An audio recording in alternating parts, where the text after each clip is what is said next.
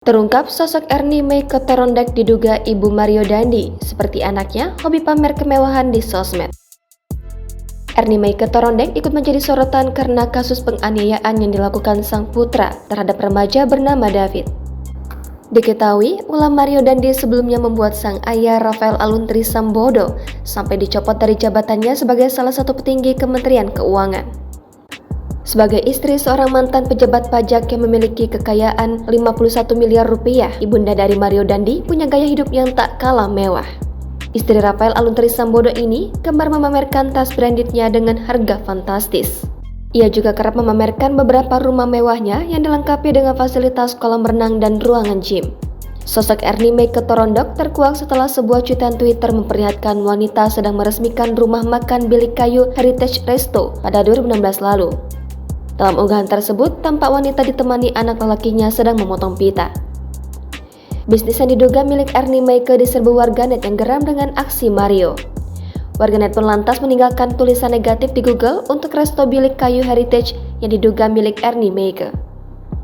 Rating restoran tersebut mencapai 4,1 bintang karena banyaknya ulasan negatif dengan bintang 1. Namun, menurut pantauan surya.co.id pada Sabtu 25 Februari kemarin, ulasan tersebut telah dihapus.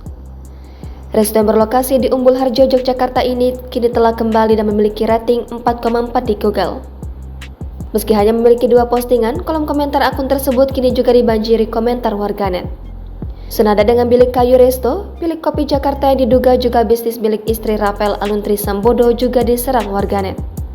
Netizen juga meninggalkan komentar dan rating bintang 1 di Google.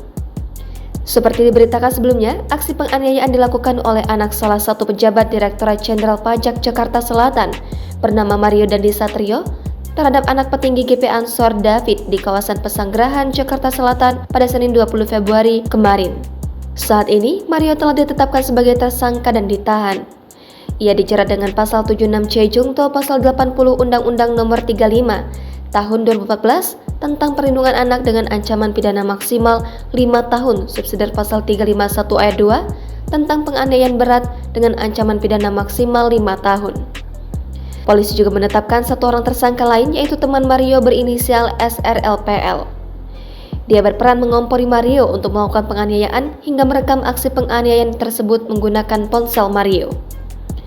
Ia dikenakan pasal 76C Jungto pasal 80 Undang-Undang Nomor 35 Tahun 2014 tentang perubahan atas Undang-Undang Nomor 23 Tahun 2002 tentang perlindungan anak subsidiar pasal 351 KUHP. Dalam kasus ini, SLRPL disebut berperan mengiyakan ajakan Mario untuk menemaninya dengan tujuan akan memukuli korban. Saat peristiwa terjadi, SLRPL disebut justru membiarkan terjadinya aksi kekerasan dan tidak berupaya mencegah. Bahkan ia juga disebut mencontohkan sikap tobat atas permintaan Mario agar ditirukan oleh korban. Jangan lupa subscribe, share, komen, dan like ya!